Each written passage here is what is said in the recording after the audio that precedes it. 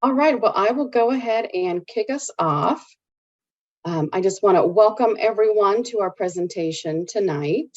My name is Jenna Johnson, and I am a Graduate Learning Specialist with the Graduate Studies Support Center. Thank you all again for being here for our presentation sponsored by the SOHP IPE Advisory Committee. Our topic tonight is AI and Emerging Technologies in Healthcare Interprofessional Education. I do want to go just over a couple of things before I turn it on over. We are in a Zoom meeting, so please keep yourself muted unless you wish to ask a question or speak up. We do encourage comments and questions. You can use the Q&A feature, or you can also use the chat. I am recording our time together, and this video will be available on the Graduate Studies Support Center Skill Ups page within 24 hours. So now that all of that is out of the way, I'm going to hand it off to Professor Macomber. Great. Welcome, everyone. Thanks for being here. I'm Linda Travis Macomber, professor with health informatics with National University. And thank you for your time. I'm hoping that we will enjoy the evening. Let me make sure. Here we go. So to kick us off with a few wise words from President Milliron, that really one of our kind of overarching objectives here is to use technology to make human moments precious. And hopefully that by the end of this webinar, that we will feel as though we're igniting that kind of impactful insights. And what I like to think of as kicking off the 21st century Renaissance age of artificial intelligence and AI. So game plan is that you'll be more empowered to discuss a lot of the advantages and hopefully avoid the pitfalls related to some of the AI powered and emerging technologies in healthcare and education, and hopefully also want to explore further. I've created HealthTechDiscovery.com, which is a kind of a multimedia resource for you, filled with career opportunities. And in addition to providing resources, let's hope that we'll all enjoy the journey together, and to think great thoughts and even go a step further to share them.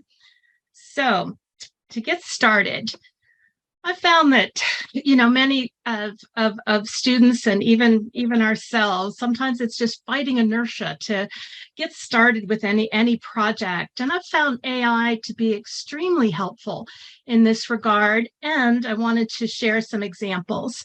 So how do we, keep that curiosity going to address these challenges? And how can AI and different technologies help? So in preparing for this presentation, it occurred to me that I might have been one of the few people that actually wanted to consult an assistant, and I recorded that. So I'm going to go ahead and play this. It's only about, maybe 2 to 3 minutes. But this is in preparing for the conversation here. And what we found that ultimately, it's not about AI versus humanity. Sometimes that can cause us to be kind of fearful. But I'd like to frame the discussion of really humanity together with AI being kind of better than either of us alone, that synergistic effect.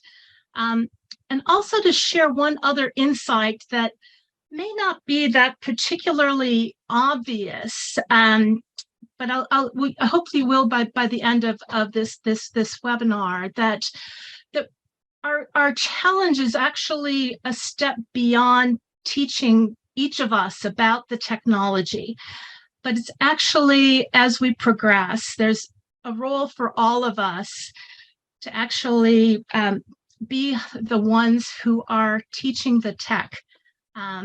So kick back. Imagine yourself starting with up any project or presentation and having an assistant to ask. Here it goes. Through the material. So what exactly is the presentation about, and what's the angle you're taking? Are you focusing on a specific aspect of AI in healthcare or giving a more general overview? Well, a combination of both. So I'm going to share some resources that I've put together for them. But what do you see as some of the, hottest topics in the area of AI and emerging technologies in healthcare today? Wow, that's a big question, but I'm happy to answer it. In my view, there are several hot topics in AI and emerging technologies in healthcare. One is the use of AI for medical imaging, where algorithms can analyze images and identify patterns that humans might miss. Another is the use of natural language processing, NLP, to analyze patient records and provide insights that can improve diagnoses and treatments. And finally, there's the use of machine learning to predict the outcomes of treatments and make personalized recommendations for patients. Those are just a few examples, but there are so many others. Well, let's dive into really that natural language perspective to be able to communicate with a computer, using my voice instead of typing. And how is that being used in healthcare? Can you give me some examples? This is audio only by intention. Listen in. Examples of how NLP is being used in healthcare. One example is in the area of radiology. Radiologists often have to read large numbers of medical images and make reports on their findings, which can be time-consuming and prone to human error. With NLP, algorithms can read the reports and identify key information, such as the type of imaging used, the findings, and any recommendations for further testing. This information can then be used to streamline the process and make it more efficient. Okay. But what about really some of the more current use cases for ambient clinical intelligence for doctors and nurses and care professionals on the front lines? How can natural language help them working with computers?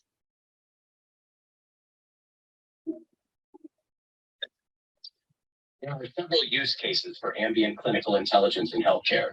One example is virtual scribes, where the technology can listen in to conversations between doctors and patients, transcribe the conversation, and automatically fill out electronic health records. This can help reduce the administrative burden on doctors and nurses, freeing up time for them to focus on patient care. Another example is computer-assisted documentation, where the technology can automatically generate notes and summaries based on conversations between care professionals and patients. That ability to summarize information in an electronic health system can be quite helpful, I think. Can you share any examples of organizations, healthcare delivery systems that are using some of these, more emerging technologies today?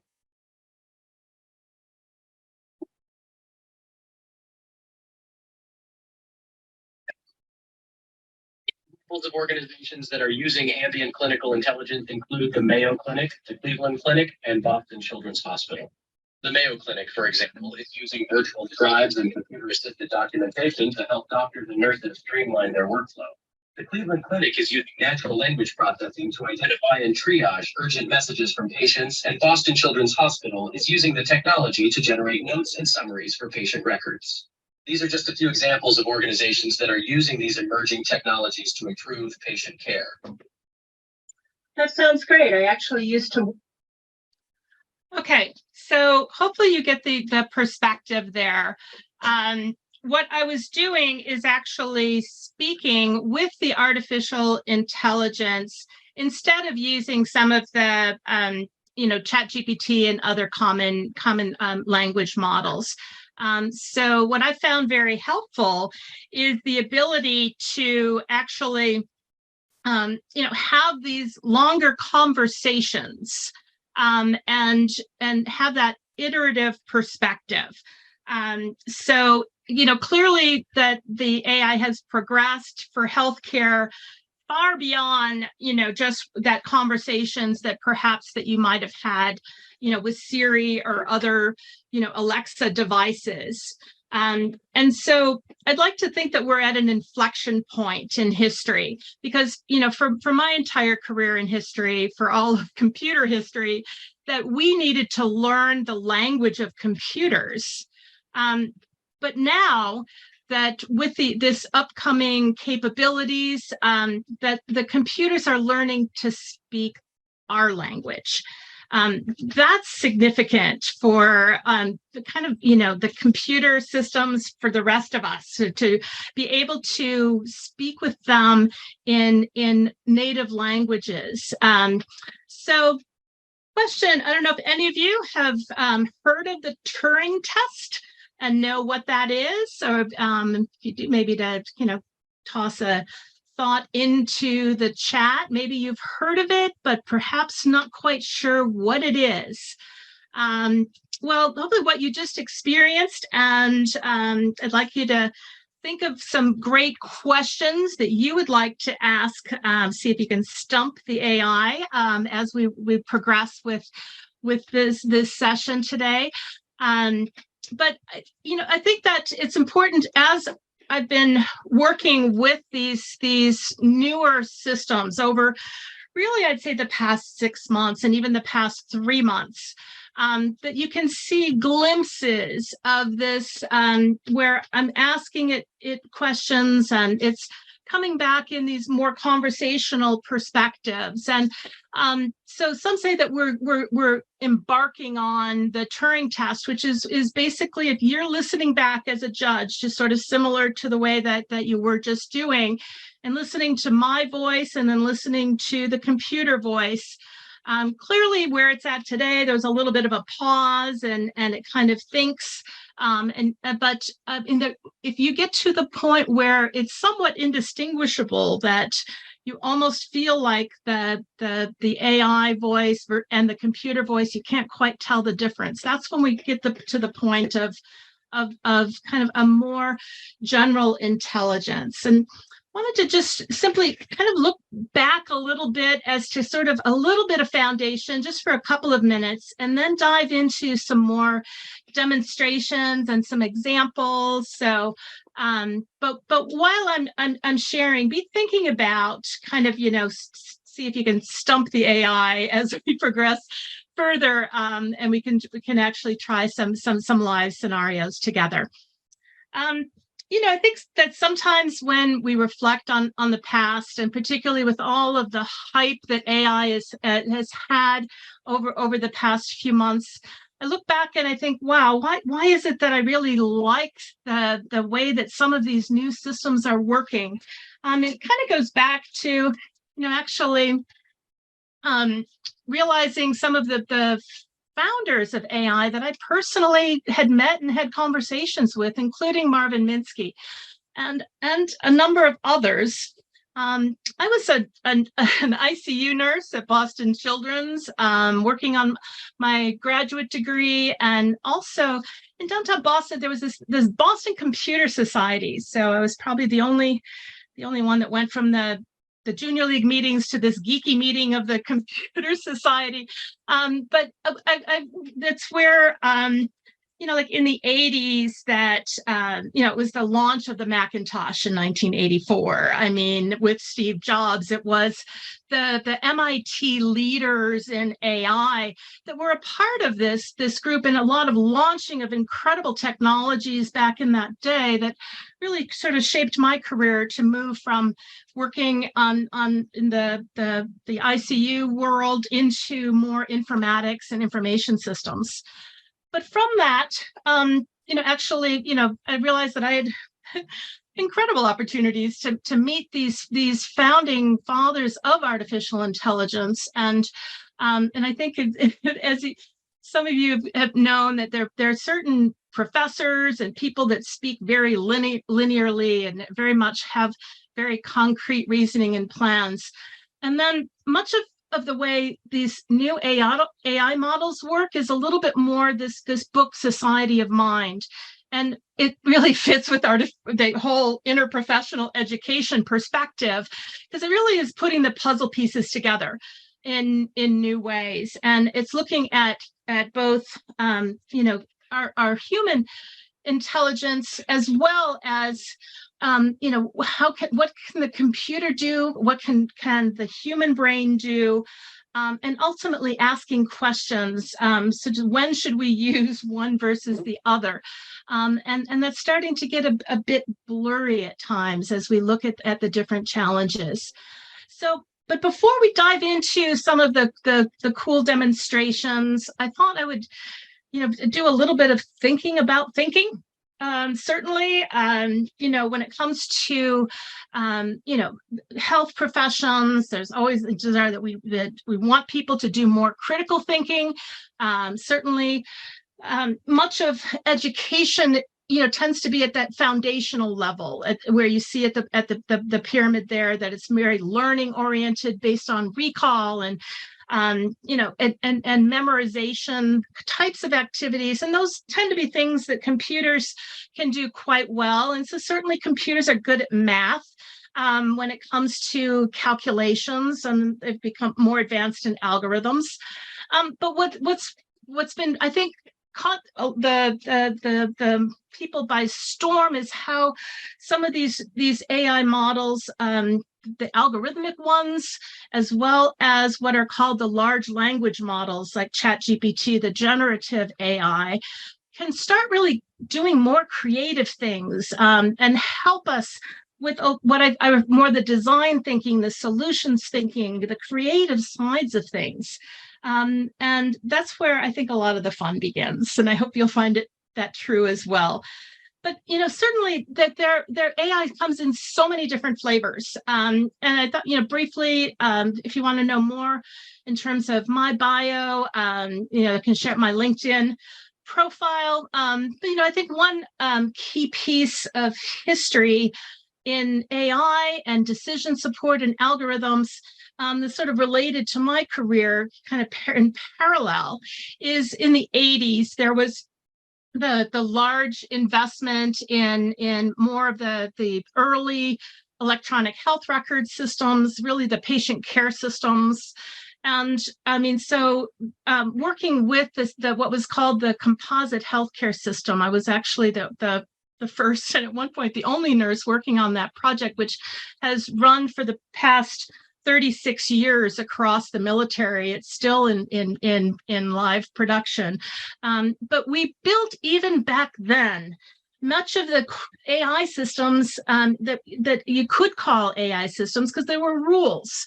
We built in algorithms based on connecting lab results to medications, building in smarter pathways, and some early allergy checking, dose checking, and a variety of alerts and automatic notifications. I mean, we were just in the early days of moving towards smarter systems. Fast forward to today, kind of back to the future a little bit here.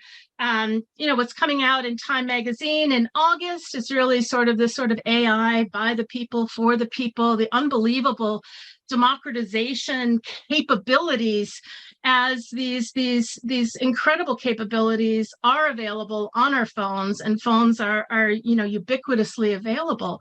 And so I found in working with some students during office hours, and some of the students from India, from Africa, from the Philippines and other places, unbelievable abilities that we've been testing, that these systems translate into, really the languages of very nuanced perspectives, sharing some tremendous opportunity for global health literacy. And so I had the privilege of sharing some of that, and that was tweeted out, and kind of crazy on the right, just at the San Diego Convention Center last month. But certainly, what is it that this AI is really doing for us? In terms of, I think of it, it's as not artificial intelligence, but really that augmentation, that amplification of what we can do with it that we couldn't do otherwise. So think of all professions, using some of these tools And some of the buzzword that you hear is that it's not that AI will replace the jobs, but that those of us who are capable of using a lot of these power tools, will potentially replace those who are not. And what I always look at it is from the perspective of adding a double dose of humanity for each dose of technology. And that's really kind of stood from my ICU days to today. But there's a lot of synergistic potential. So think about it as in framing, as we look at some of these demonstrations, is how we can actually use these tools in practical ways. And what is it about this chat GPT, the generative, AI that has really hit us by a storm? I mean, let's take a look at some of the tech titans, for example, and the types of quotes that you hear. Artificial intelligence will have a profound impact, more profound impact than fire, electricity, the internet. Okay, this is obviously these are the CEOs of Google, CEO of Apple, that will affect every product and service, largest market cap company. Looking at it from the perspective that I call it, we're at the beginning of this renaissance, and Jeff Bezos here said we're at the beginning of a golden age of AI. And so I think that, like what was science fiction, where we can really have in-depth conversations, verbally. And then, but I think it's often asking, just because we can do some of these things, the key question, and here's where I'll have kind of ask some questions for you as well, or what are the priorities? The question to think about, and let's open up into discussion after I kind of, provide a little more context. What are the most significant, most meaningful, most valuable? So as the CEO of Microsoft shares, I think he's on board, asking ourselves that question. Because there are lots of opportunities. I could share thousands of different use cases, and it would, keep us here for the next few years. But let's focus on some of the priorities, and that's, I think, something that we can do together. So we got the youngin on the crowd here. Here's the the CEO of OpenAI, which is the company which has launched ChatGPT, Sam Altman. And I think he is really looking for those uses that they can talk about that really are doing the most good for society. And healthcare often comes up on the top of the list along with education. And so when you hear these sort of, I call them the tech titans speaking, and where there's, billions and billions of dollars invested here, what are impacts for healthcare and education? And then on the other side, it's like, let's just ask each other, ask graduates. This just came out yesterday. A survey of, graduates from college in 2023. And they said that over half say that the technology of AI makes them question how prepared they are for the workforce. That's a new college graduate that's suddenly saying there's so much happening on this AI front but they are eager to learn more on how that they can use these tools most effectively. And so that's what I've been working on. And I wanted to share, here's an example of working with an undergraduate on a project a couple of weeks ago, where their project is to create a website. It's a health informatics and interprofessional course for undergrads, where nurses, public health, and health administration students take. And it, they really do focus on an area that's of most interest to them within the boundaries of health IT and digital health. And so it helps them. I think it motivates to be able to work on these individual projects, although it's a little more work for a professor than necessarily having the same.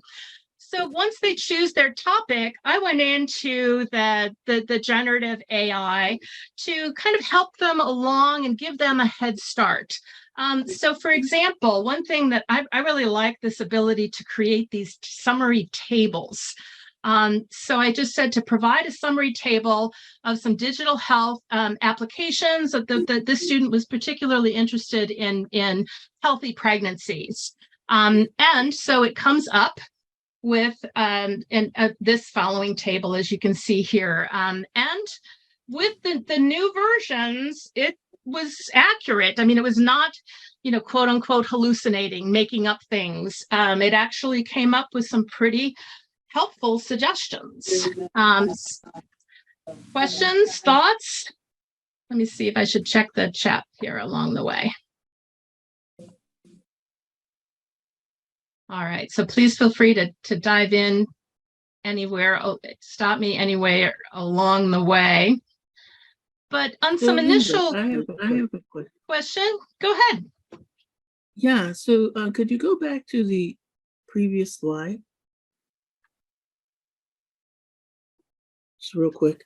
So my question has to do with whether ChatGPT was able to provide citations for the Baby Center, My Pregnancy Today, or Ovia Pregnancy Tracker.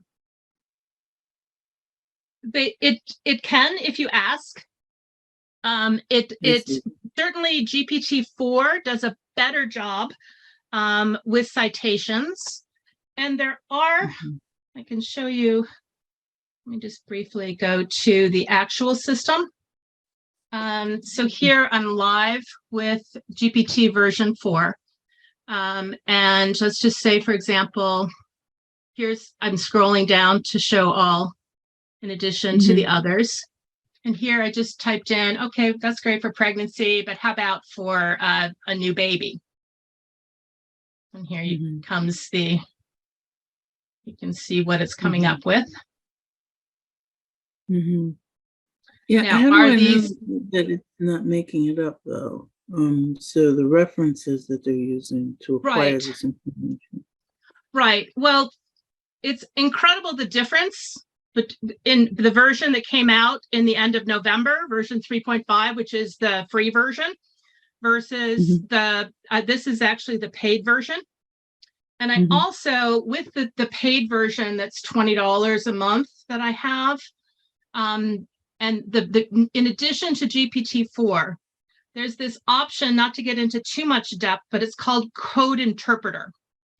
What that does, and in addition to the plugins, they do connect with the internet and to give you more live perspectives. In addition to that, it's not perfect. By design, it absolutely is creating the next word by the way that it works.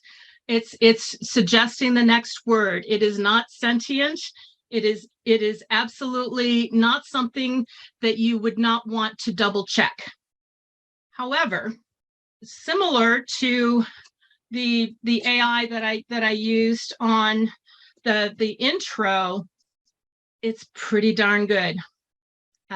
So you can ask it for references. So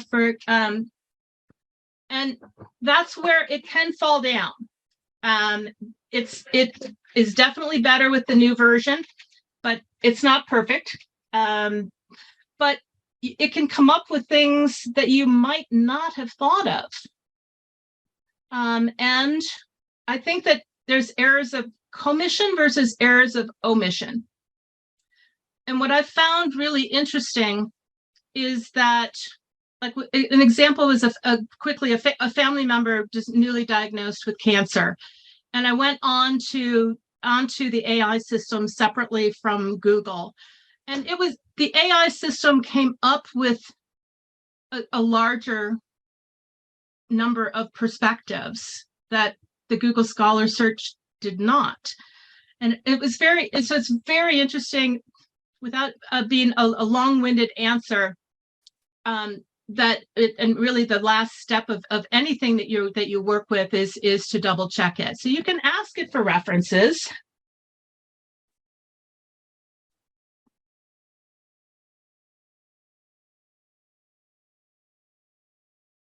And then sometimes it will refuse. But whenever it refuses, I say to take an educated guess.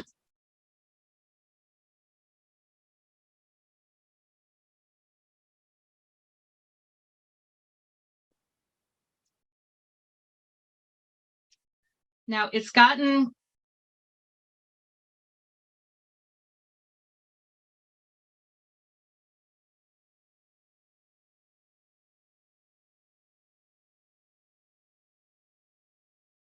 okay, so you can get a sample. So, the Baby Center official site, is that accurate?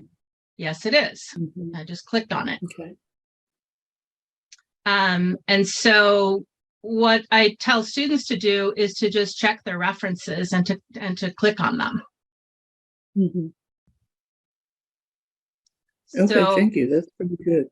Yeah, I found actually with the new versions, in the past couple of months, I'd say it's about 90%, maybe even 95, depending on if the questions are tough or not. But other areas, for example, it makes a difference if you use the code interpreter and if you use plugins. So plugins, for example, it's kind of like a whole new AI store has opened. I used to speak on, did you know there's an app for that? And I'm putting together some presentations on, did you know there's an AI for that? So if you use some of these plugins, for example, there's one for Wolfram Alpha.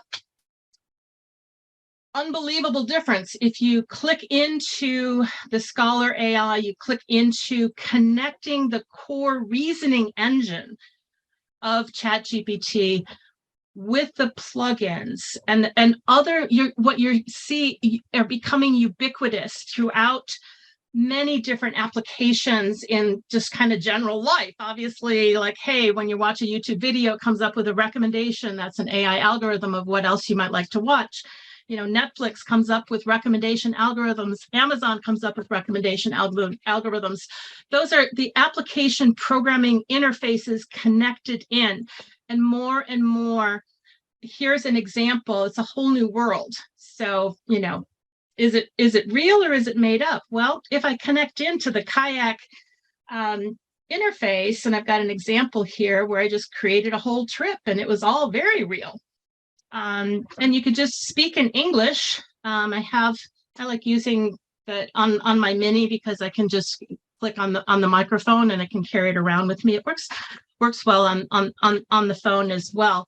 But kind of a balance of things. But what I found what's interesting with students is that just starting to use it a little bit for search, for getting started, coming up with some ideas. And that they become less fearful. And I hope that all of you will be hopefully, less fearful, wanting to give it a try, seeing what it can do. But here's some examples, certainly, of some demonstrations I've done in class in that, they feel kind of, that excited about it. Opening ideas to kind of some amazing healthcare innovation possibilities. So, what are the things you can do? I've shared some of this before, some of you may have seen, but say the top 3 are really getting started. What we can do is search, and I could do a whole session on the difference between Google Bard versus Claude versus different versions of ChatGPT. Most exciting, I've got the beta version, and it's available for free as well. I had to get on I've been a beta user for Google since I guess, oh my goodness, I used to work at Google with the early days of Google Health back in 2009 or so. So I've always kind of been on their tester list to please. So they asked me to test stuff out. But it's now more generally available. And so search is pretty amazing. So other things that it's good at is summarizing. So for example, with student permission, with them said, hey, and without any names, not, being careful never to put in student names, but just taking a blob of their text and saying, for students that are creating a web project, gosh, too many words. And I for people who know me, I can sometimes need more words to say things. And so you can take a text and then ask for those bullet point summaries.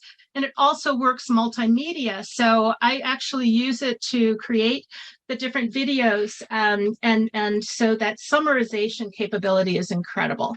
For setting the stage for different scripts and simulations. And this is something, Dr. McNeil looking at the potential for different scenarios and setting the stage. It comes up with some really wonderful suggestions.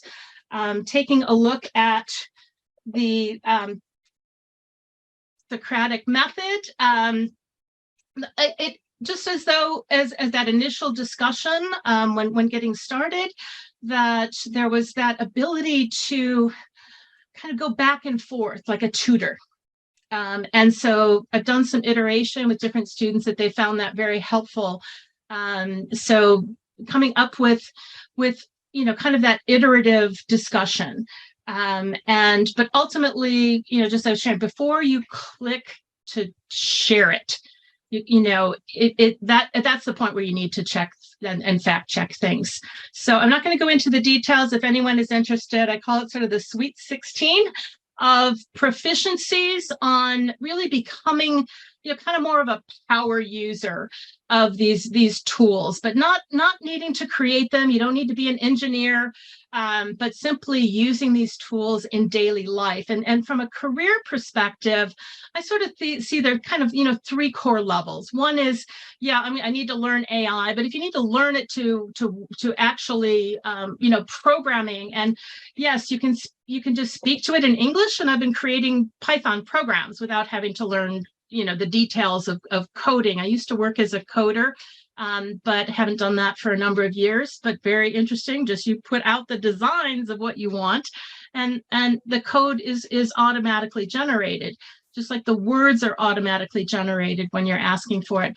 But certainly the ability to kind of bring this into your own life and everything that you're doing, and just amplify and doing a better job, I think is where the sweet spot for most people will be. Kind of that life skills. I mean, adopting the technology as more of a personal assistant. And then they'll be similar to like clinical informatics specialist roles across healthcare with various electronic health systems over, for me, the past nearly 40 years. It's a very similar role to help others then in using that. But I'm guessing you all do Google searches, right? Linda, can I ask you a question? Sure. Go ahead. Hi, this is Alice. My question is, a lot of the people who are on here are students in nursing leadership and healthcare administration. How can this directly help them in their future jobs, or even in their dissertations that they're trying to develop?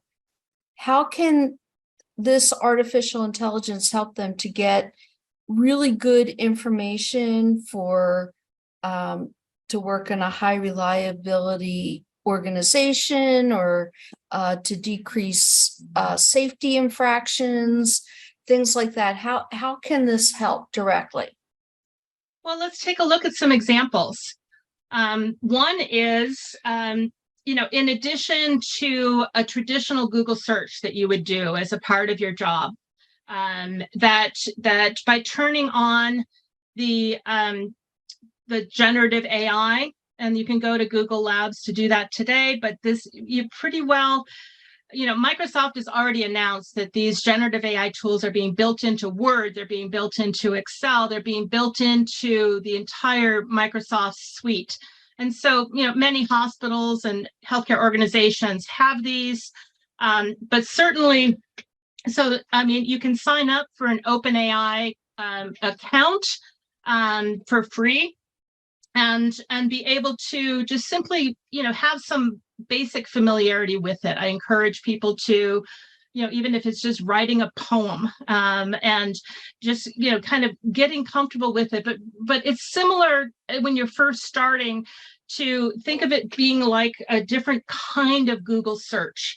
And so from the perspective of evidence, I think as long as you check it. So for example, let's go to my Google search.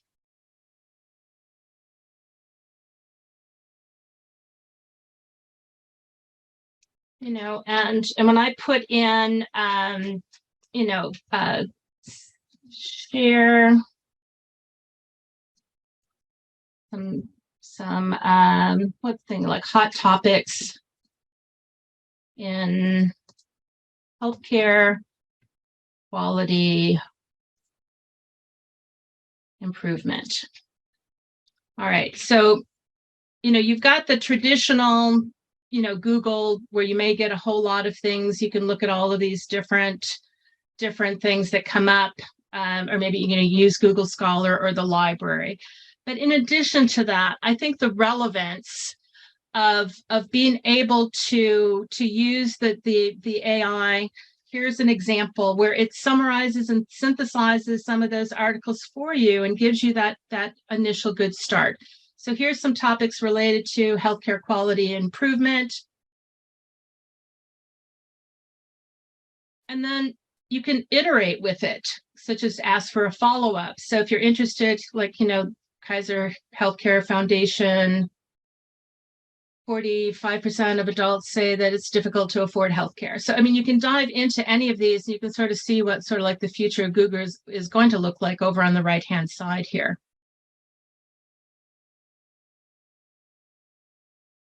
So this is available for free if anyone wants to sign up for that. In terms of, asking follow-up questions with it, which you haven't really been able to do, and that's the part where you can dive deeper into research of any particular topic.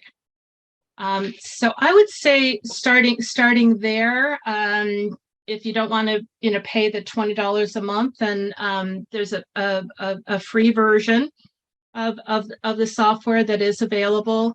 You can go to a new chat. It's just an open box that you can type in anything. So what would be an example of something that you think would be helpful to ask?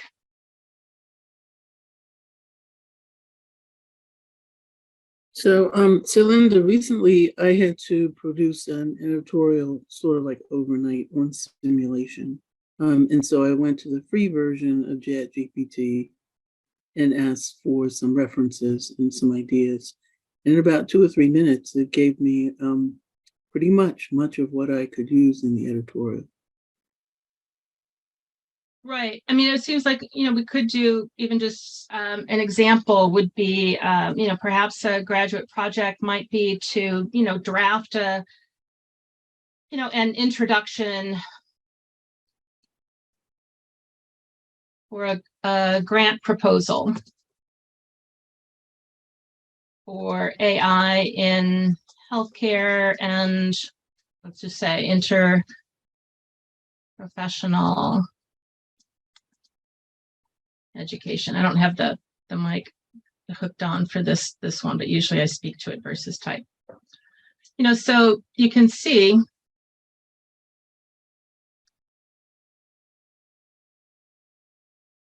it can come up with some draft words. Now, is it going to be what you want? Is it going to be something that would be funded? Likely not, but can it help that initial thought process of getting started? I think it's starting. So maybe there's some grant funding out there for AI in healthcare. As we aspire to address ever increasing demands, sometimes just some additional words to help, as an example. Anyone else want to give it a test drive?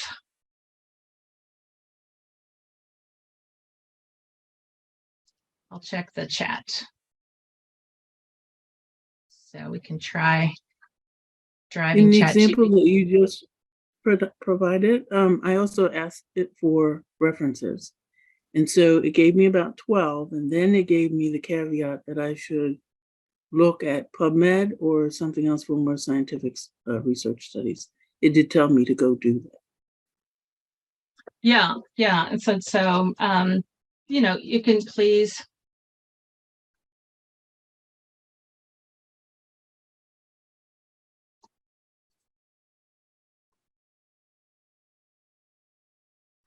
And sometimes if it doesn't do it, I do say to, take an educated guess. Sometimes you need to kind of coach it along a little. Other times, sometimes you say in the style of is kind of another sort of a keyword that's kind of interesting. Sometimes you need to give it a little help, like the word continue, for example.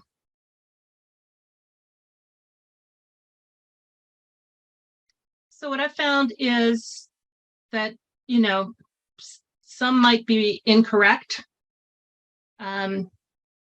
but you can certainly, as long as you check them, it can be quite helpful. And now other tools include Google has Bard, and there's another one called Claude. So that there's really competing tools that are available, and many of them are they're just evolving, so they're different. Let me go ahead back to the slides. But you can. What I like to do, and here's this slide shows it, is I add to look up the Google search right next to what ChatGPT comes up with. So see on the right-hand side of the screen there that there's the ChatGPT version without having to go to ChatGPT. So I've connected the dots. So then I can choose, do I want to look at Google or do I want to look at the summary? And sometimes I like looking at both. And I think for anything that's particularly helpful.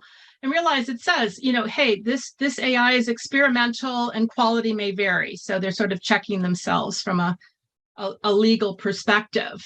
But when it comes to creating an abstract, to being able to copy and paste in some of your own text, and just ask for that to summarize it. I screened quite a few videos for the Discovery Lab. So sometimes I'm not sure if I want to watch the whole thing.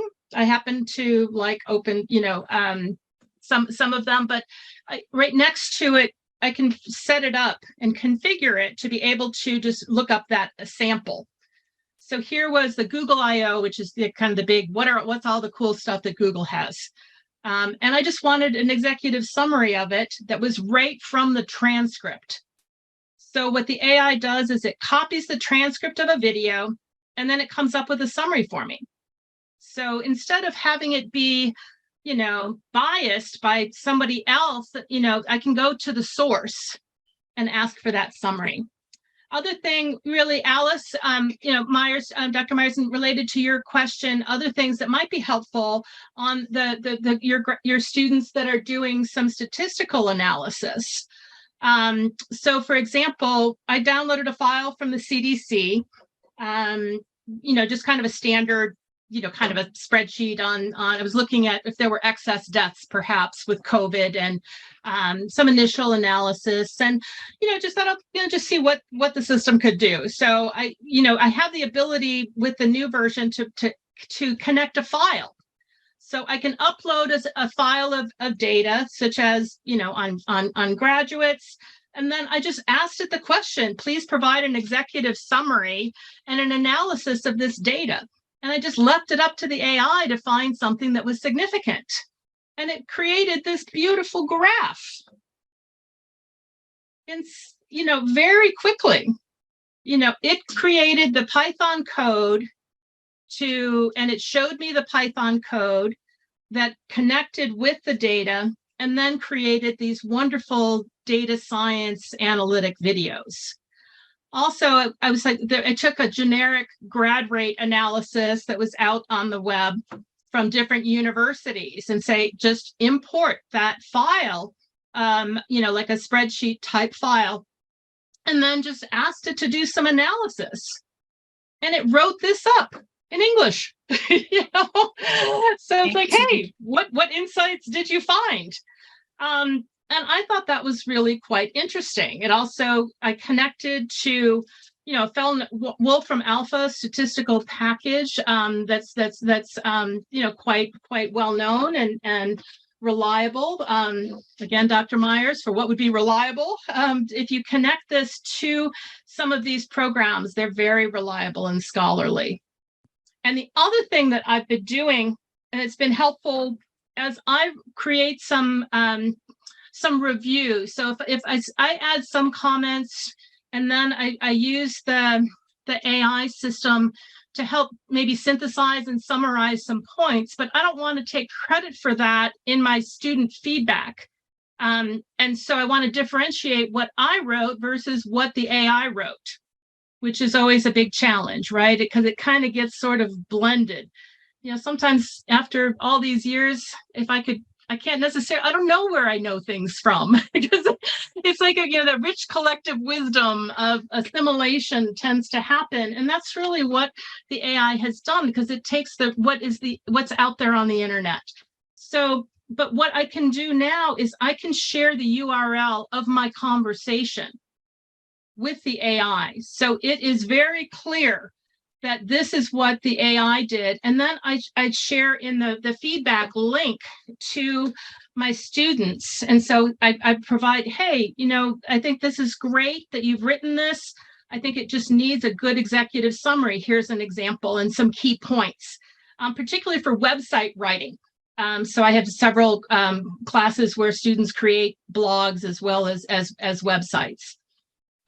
So the fun is just beginning for the entrepreneurs out there, and also those working in healthcare that might want to dive in more. So you can connect all these different applications together. For example, a trip to Chicago, and it actually will. It's getting to the point where it'll book the reservations and it'll do a lot of the work for you. On an academic front, I realized we were kind of running out of time. I wanted to pop in some more questions and open this up in general. But there's a lot of shifting. I think that there's this very, data-centric, got to have the evidence, logical empiricism. But that doesn't mean that I call it a patchwork rationalism. And that's, not to be too academic, but that really is the society of mind, is that the rich collective wisdom of all of us, that crowdsourcing might be better than any one source from any of us. So that's what really, if you look at the two different flavors of a lot of the AI tech, one is absolutely, there are several hundred FDA approved algorithms, and Mayo Clinic is starting a whole new companies launching the new algorithms. And if I'm doing a lung scan and the AI is coming up with a 99% reliability in detecting cancer earlier than a human, I'm going to want the AI. However, that's very different than this more generative perspective that we've been sharing that requires sort of that safety check. I'm running out of time, but I think that really ultimately we've got to move more at the speed of tech, which is a bit faster than the tectonic plate sometimes of large organizations. And I will not read this poem to you, but I'll just basically share this, that I wrote this with the AI. Now, I am not a poet. But it was kind of fun. Can we add more fun to life? So this one, I'll maybe just kind of read the one verse, and you can kind of scan through that, and then we'll kind of open it up to more questions. But yeah, the dance, connecting the old with the new, a testament to what collaborative hearts can do in this grand orchestra of life where tech and humanity blend, composing an unfinished symphony that knows no end. Now, it's not necessarily the best, but I couldn't have done that without the AI. And so I'd like to basically, open up, certainly my LinkedIn profile, and I ran out of time, but I did want to let you know that there is an incredible world of references. I've done references in my own I've basically created 16 blogs. And so on anything related to health tech, you can go to healthtechdiscovery.com. The About page, you can learn about me. The AI tab really has a full set of not just in current articles, but where you can find more information. So if you want to dive more into personal health technologies versus, you want to know more about that nuance and the virtual connections, you can dive into clinic, and these sort of progress. And I'll summarize here from the tech to support each of us and our families and loved ones with patient health portals and all of the current perspectives versus the clinical visits versus all of the cool stuff happening in hospitals, including digital health for acute care at home.